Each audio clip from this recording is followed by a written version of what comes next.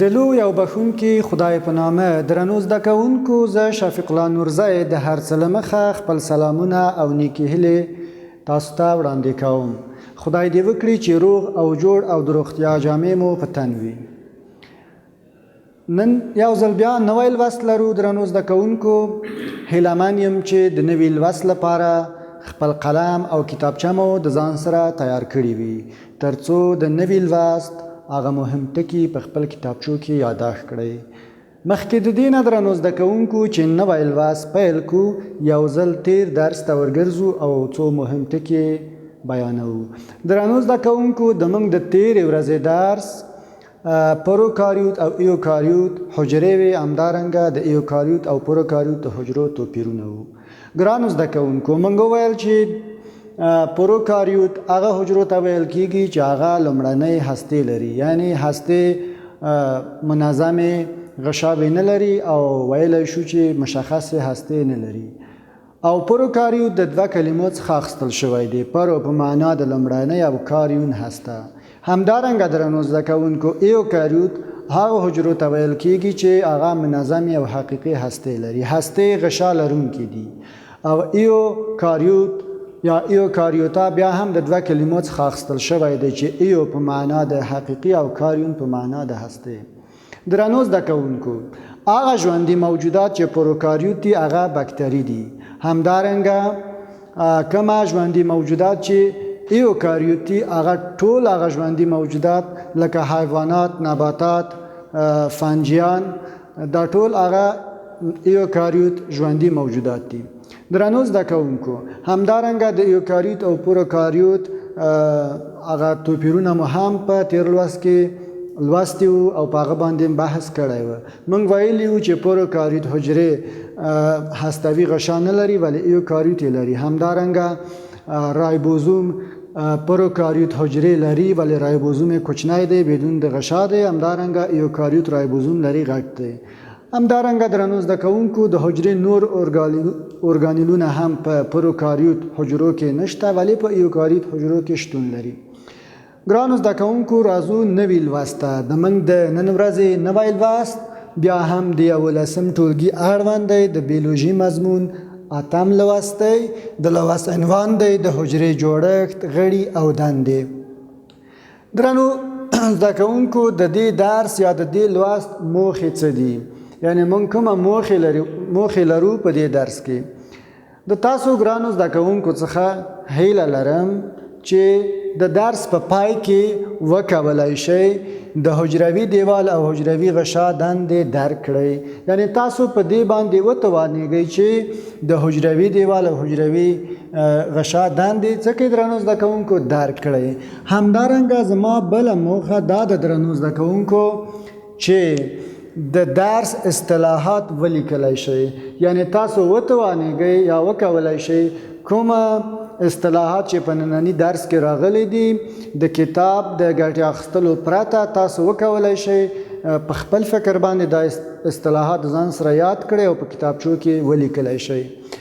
درنو زده کوونکو، صفحه ده 15 16 17، یعنی د 15مې صفحې د آخري برخې څخه نننی لوست شروع کیږي. همدارنګه د 12مې صفحې د نیمایي یا د منځنۍ برخې پورې د خپل په کتابونو کې د لوست صفحه پیدا کړئ ترڅو نوی درس پیل کړو یا نوی لوست پیل کړو. درنو زده کوونکو، پروکاریوت او ایوکاریوت حجرې په خپل منځ کې څه توپیر لري؟ تر اوسه هم فکر کړی دی چې پروکاریوت حجرې به څنګه جوړښت لري او ایوکاریوت حجرې به څنګه جوړښت لري؟ راځو درس ته. سره له دې چې درنو زده کوونکو، حجرې د شکل او د جوړښت له مخې، جوړښت او اندازې له مخې یو له بل سره توپیر لري. درنو زده کوونکو، خو ویلی شو چې ټولې حجرې له پروتوپلازم څخه منځته راغلي دي. پروتوپلازم یوه ژوندۍ ماده ده، یعنی هر هغه ماده چې ژوندۍ وي هغه ته موږ ویلی شو چې د پروتوپلازم هغه کلمه وکاروو. درنو زده کوونکو، پروتوپلازم ژوندۍ ماده ده او د ژوند ټولې ځانګړتیاوې لري، تر هغه چې حجره ژوندی وي د ژوند ټول فعالیتونه پکې سرته رسیږي. درنو زده کوونکو په عمومي ډول ایوکاریوت حجرې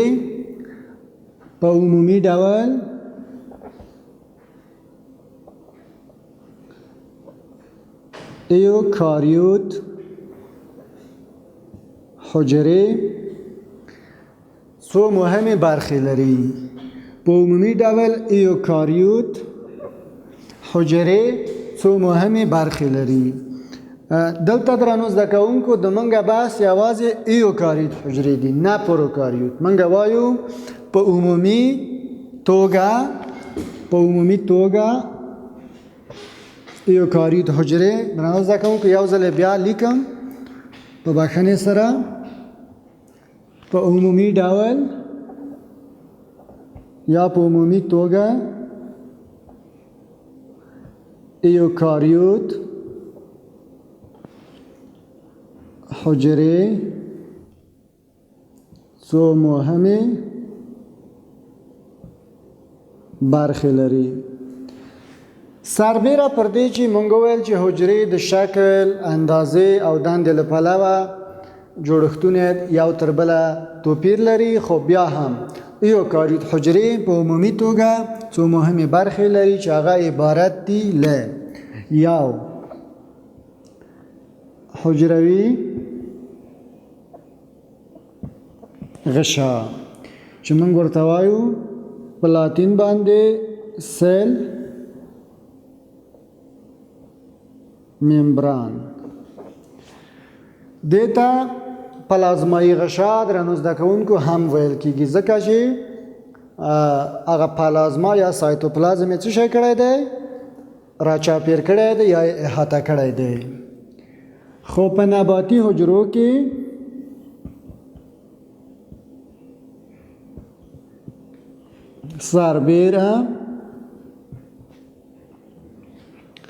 سربیره پردې غشا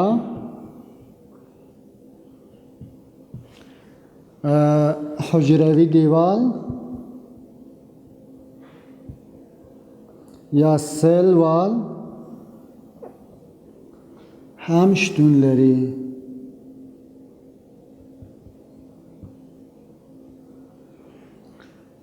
یوه مهمه برخه د حجرو درنو زده کوونکو حجروي غشا یا سیل ممبران و چې مونږ ویل په نباتي حجرو کې سربیره پردې غشا حجروي دیوال هم په نباتي حجرو کې شتون لري. یعنی حجروي دیوال هم په نباتي حجرو کې یوه مهمه برخه د حجرې ګڼل کیږي. دویمه مهمه برخه درنو زده کوونکو سایتوپلازم دی.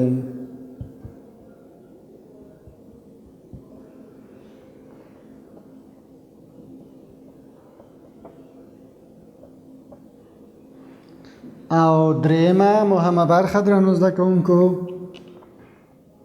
هسته ده. راځو درنو زده کوونکو حجروي دیوار ته، چې حجروي دیوار درنو زده کوونکو څه شی دی؟ حجروي دیوار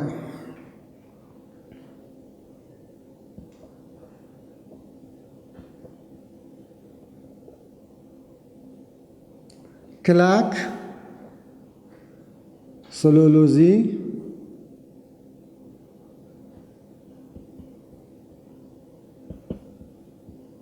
جوړښت دی. حجروي دیوال کلک سلولوزي جوړښت دی، یعنی کلک دی، د سلولوز څخه جوړ شوی دی او خپل سلولوز هم تاسو پوهیږئ حتما د مخکې نه مطالعه لرئ چې سلولوز د څو قیمته قند څخه منځته راځي. خپل سلولوز یا هم دغه څو قیمته قند د کوم ځای نه کېږي درنو زده کوونکو؟ د سایتوپلازم څخه څڅول کېږي. کله چې موږ وایو کلک سلولوزي جوړښت دی، همدا سلولوز د څو قیمته قند څخه منځته راځي او همدا څو قیمته قند یا چې موږ ورته وایو پولیساکراید ورته وایو، دا د سایتوپلازم څخه څڅول کېږي تر څو حجروي دیوال منځته راوړي. مړه مواد دي درنو زده کوونکو. موږ چې وایو دغه حجروي دیوال چې کله موږ یادوو دا په خپله څه دي درنو زده کوونکو؟ مړه مواد دي. او تاسو به هم په ډېرو پیرو کې په ډېرو دفعاتو کې به تاسو متوجه شوي یاستئ چې د بوټو یا د هغه نباتاتو بیرونی سطحه کلکه وي، معمولا مړه معلومیږي. همدارنګه درنو زده کوونکو د حجرې شکل او جوړښت، همدې حجروي دیوال حجرې ته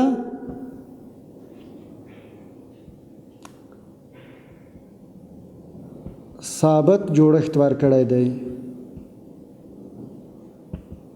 یعنی حجرې ته یو ثابت حالت ورکړی، یو طبیعي حالت ورکړی دی، یو منظم حالت حجرې ته ورکړی دی. هم د خپل حجروي دیوال هم حجرې ته څه ورکړی دی؟ یو منظم ثابت حالت ورکړی. په تیرو درسونو کې هم تاسو نباتي حجره لیدلې چې نباتي حجره په خپل یو ډېر ښایسته او ډېر یو منظم ثابت حالت لري، ولی حیواني حجره غیر منظم حالت لري، ثابت حالت نه لري، یعنی ډېر منظمه نه ښکاري حیواني حجره نسبت نباتي حجرې ته.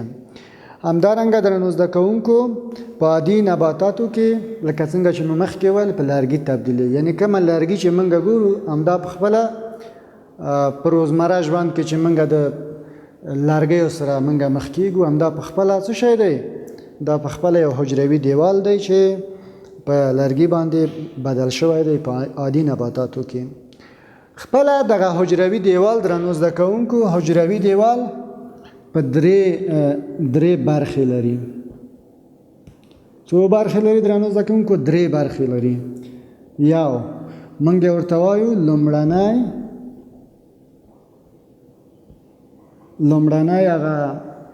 لومړنی دیوال ورته وایو، لومړنی دیوال یا پرایمری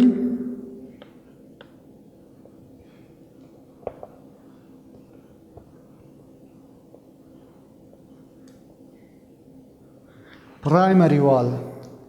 همدارنګه دویمه برخه ده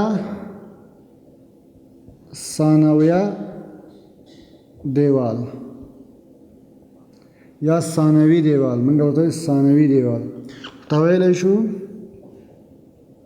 سیکنډري وال. او همدارنګه درنو زده کوونکو درېیمه برخه کومه برخه ده؟ درېیمه برخه هم لري درنو زده کوونکو مایډل لامیلا. درېیمه برخه منځنی دیوال یا مایډل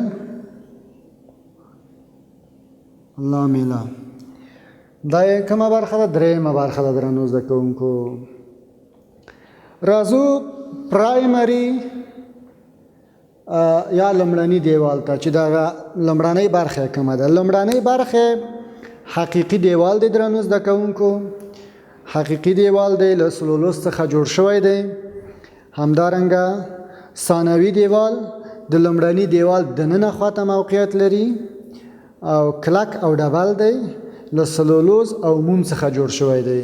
او راځو منځني دیوال ته، نو مایډل لامیلا په هغه لاتیني اصطلاح کې ورته ویل کېږي غیر سلولوزي پردې ته ورته دی یا غیر سلولوزي پردې ته ورته جوړښت لري درنو زده کوونکو، د انساجو په جوړولو کې له حجرو سره مرسته کوي. راځو درنو زده کوونکو دویمې برخې ته چې په دویمه برخه کې موږ حجروي غشا مطالعه کوو. حجروي غشا چې سل ممبرانو ته ویل کېږي، نازکه او په نباتي حجرو کې نه لیدل کېږي. څه شی ده درنو زده کوونکو؟ حجروي خپله دغه حجروي غشا نازکه او د حجروي دیوال سره نږدې ده. درنو زده کوونکو حجروي غشا نازکه او د حجروي دیوال سره نږدې ده، یعنی دومره نږدې ده چې ډیره په سختۍ باندې کولی شو چې دغه توپیر وکړو چې کومه حجروي دیوال دی او کومه حجروي غشا ده. همدارنګه درنو زده کوونکو د پروتین او شحم څخه جوړه شوې ده، یعنی د حجروي غشا جوړښت څه دی؟ د پروتین او شحم څخه جوړه شوې ده. همدا حجروي غشا درنو زده کوونکو نیمه قابل نفوذ ده. څه ده درنو زده کوونکو؟ نیمه قابل نفوذ ده چې موږ ورته وایو سلیکټیو سیمی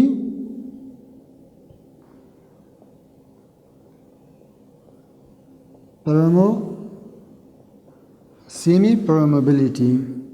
څه ورته وایي درنو زده کوونکو؟ سیمی پرمیبیلیټي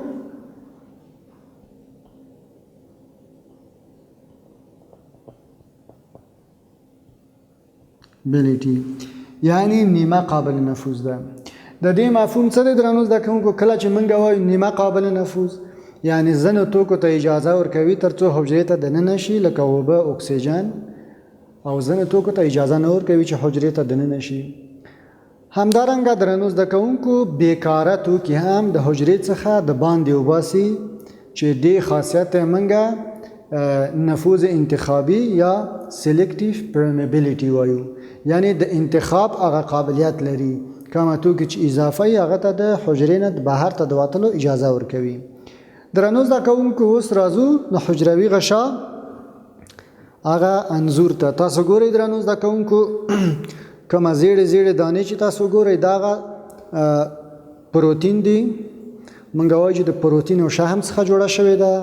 همدارنګه درنو زده کوونکو دغه زه چې خپل په ګوته باندې تاسو ته ښیم دغه هغه جوړښتونه دي چې په دې کې فاسفولیپید یا ساده ژبه باندې هغه د شحم جوړښت دی په دې ساحه کې، او دا وګورئ په دې شانته د منځنۍ برخه هم تاسو ته ښودلې ده درنو زده کوونکو. معمولا دغه خپله دغه حجروي غشا دوه پوښه لري یعنی دوه لایې لري. همدارنګه موږ ویلي دي چې دا لوړې ژورې لري خپله حجروي غشا چې دې ته هغه زمینه برابروي یا دې ته لار هواروي تر څو چې مواد واخیستلی شي حجره خپله لوړې ژورې د دې باعث کېږي تر څو هغه توکي حجرې ته دننه شي. او دا یې هم هغه پروتیني برخه ده او دا یې د شحم برخه ده درنو زده کوونکو. اوس راځو درنو زده کوونکو د تاسو د لا پوهاوي لپاره تر څو تاسو ښه دغه د حجروي غشا هغه انځور خپل ذهن کې واخلئ او ښه تاسو ته واضح شي، نو زه تاسو ته په انځور کې هم دا ښیم. تاسو ګورئ درنو زده کوونکو په انځور کې هم تاسو پاس خواته ګورئ چې پروتین دی په تقریبا زیړ بخوندي رنګ باندې پروتین ښکارېږي. همدارنګه هغه لوړې ژورې هم معلومیږي، دوه پوښه یا دوه هغه لایې هم معلومیږي او د هغه شحمي جوړښت هم په دې غشا کې درنو زده کوونکو معلومیږي.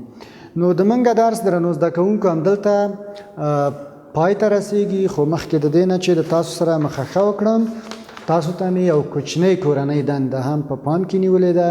هیله من یم چې په ډېره ځیرکتیا سره په ډېر ځیر سره خپل کورنۍ دنده سرته ورسوئ. کورنۍ دنده مو دا درنو زده کوونکو حجروي دیوال برخې ولیکئ، یعنی خپله حجروي دیوال چې کومه مهمه برخې لري هغه برخې تاسو په خپل کتابچو کې ولیکئ.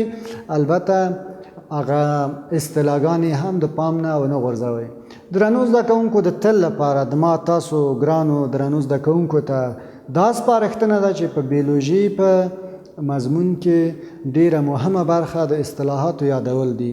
نو کله چې تاسو اصطلاحات په پام کې نیسئ، اصطلاحات ځان سره تکراروئ او وار وار خپل کتابچو کې لیکئ، نو دا به تاسو سره کومک کوي تر څو د بیولوژي مضمون اړوند هغه مطلبونه په ډیر ښه وضاحت سره ځان سره واخلئ او درک یې کړئ. نو تر دې دمه د منګه دا درس پای ته ورسېده. د راتلونکي درس پورې تاسو په لوی خدای سپارم. ښه ژوند ولرئ.